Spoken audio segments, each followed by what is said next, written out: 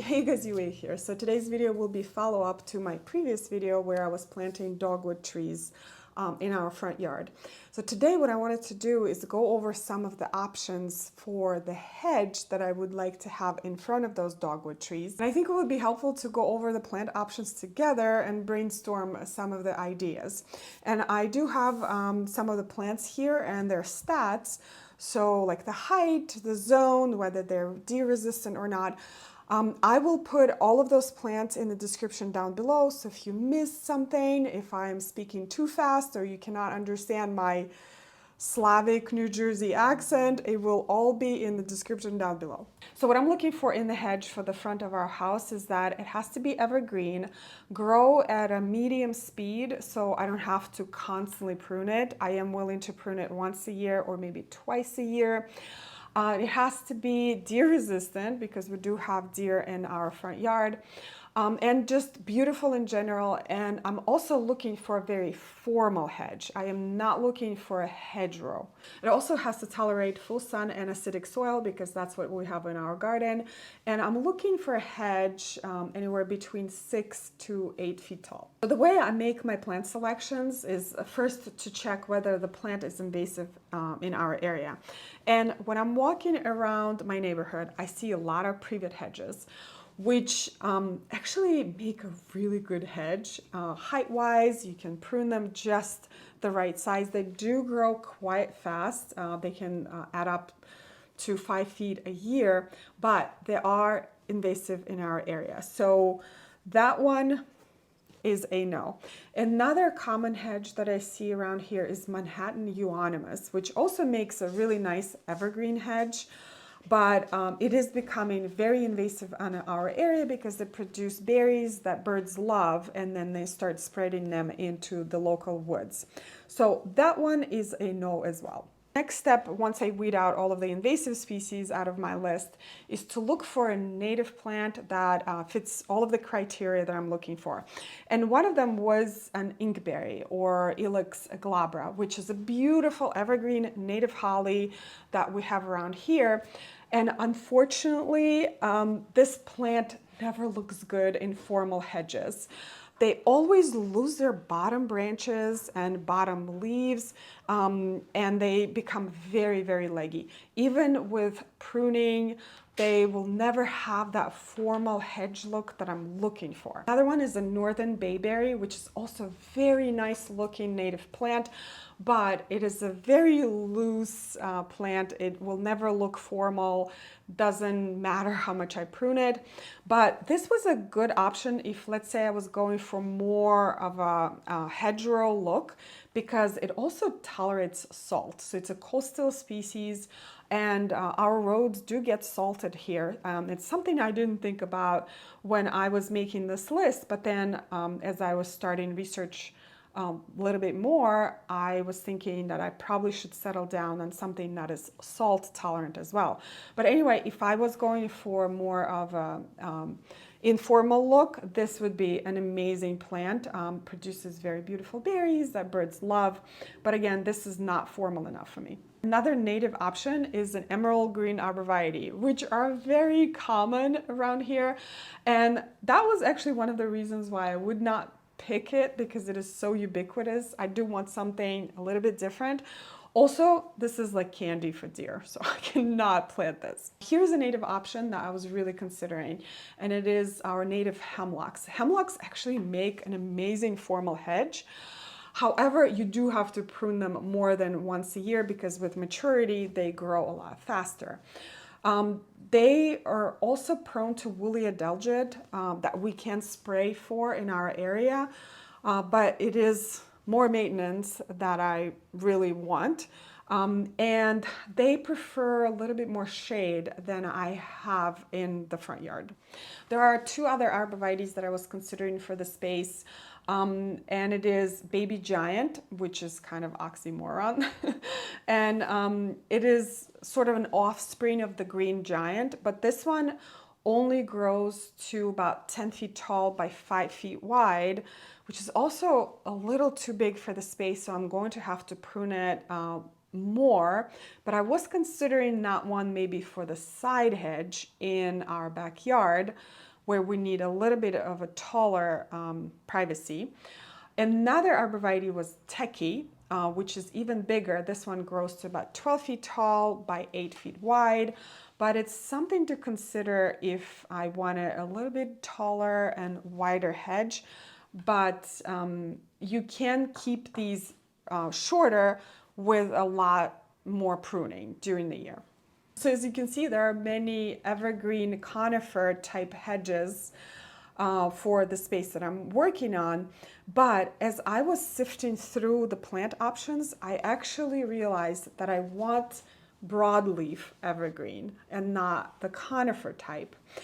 And for those options, there are Japanese hollies that I can look at, and there are many different varieties. There are English hollies that I can look at. There are laurels. So let's dive into that. So let's take Japanese hollies, for example, or Ilex crenata.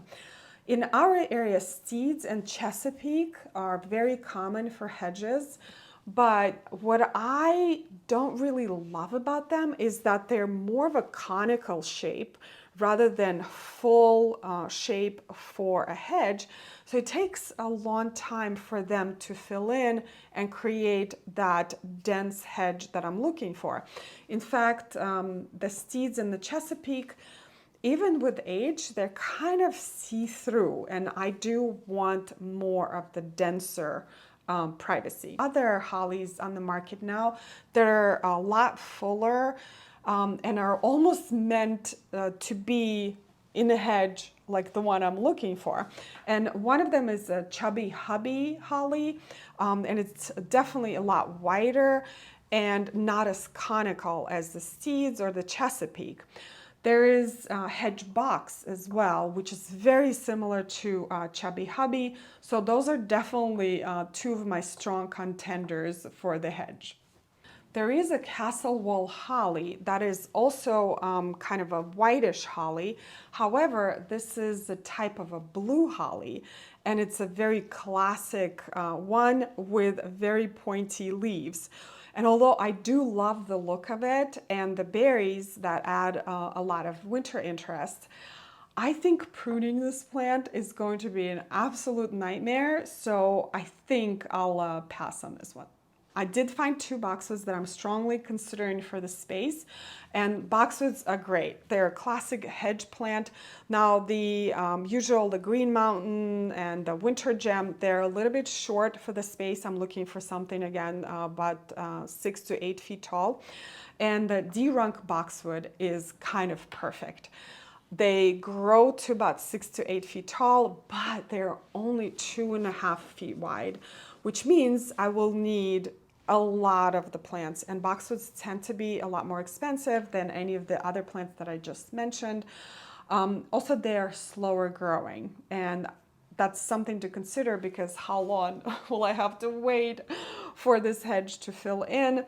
But in the perfect world, this would be the plant that I would go for. Another one is an American boxwood, which is a little bit of a misnomer because they are not an American native species. They're actually from Europe. And it's a very classic hedge that you would see in European gardens. But American boxwoods actually grow quite fast, and they can reach 15 feet tall very quickly. That means that I will have to be pruning them a lot more, and it adds maintenance. But what's great about boxwoods is that, again, you can shape them in any form you want, make it a really crisp, formal hedge, and their dew resistance is perfect. There is one conifer that made my finalist list, and it is Hixieu. They are a very pyramidal plant, so you don't have to wait forever for that height and the privacy to fill in. In fact, I have seen hedges planted around here, and it took only 2 to 3 years for that hedge to become a really beautiful, formal, tight hedge. They do have this more of a darker foliage to them. I would prefer a little bit of a lighter green hedge, but they still make a very strong contender. Last plant on my strong contender list is a skip laurel, which is a beautiful plant that makes a really nice looking hedge.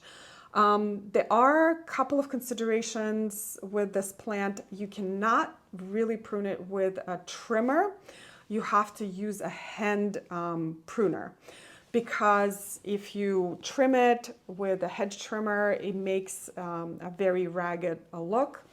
Another thing that can happen to skip laurels in our area is they get a really bad winter burn. So people either put a burlap on them or they use anti-desiccant, which again adds to the maintenance. These are my options for the hedge for the front of our house.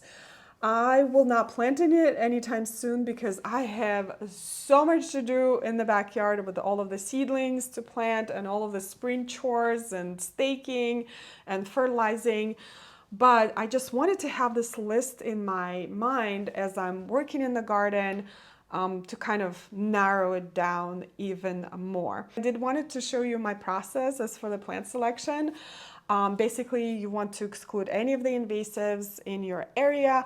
And if you are not sure what's invasive and what's not, you can go to bonap.org, put in the plant that you're looking for, and it will tell you its status. It will also tell you if it's native or not. And the next step is to always try to pick a native plant, which in my case, it will most likely not be the case. But the planting itself will be more than 50% native species because the dogwoods are native and the shrubs that are going in front of the hedge will be native. So I'm doing my part there. And then you look at the size, your personal preference, which is really, really important. Don't let anyone tell you what you should be planting in your garden. It is all up to you and your taste and your preferences. And also for some extra things, like maybe it has beautiful berries or beautiful flowers. But yeah, I hope this video has been helpful. Maybe you are working on the hedge of a medium size in your garden, and I gave you some ideas for that. And if you have some ideas for a medium hedge that is evergreen, hardy to zone 6, not 7, although we have been moved to zone 7 as of last year. I still don't trust it because we had so much damage last year. And more of a medium growing broadleaf evergreen hedge. Let me know in the comments below. I really appreciate it. And thank you so much for watching today's video. I hope you guys enjoyed it, and I will see you in the next one. Bye.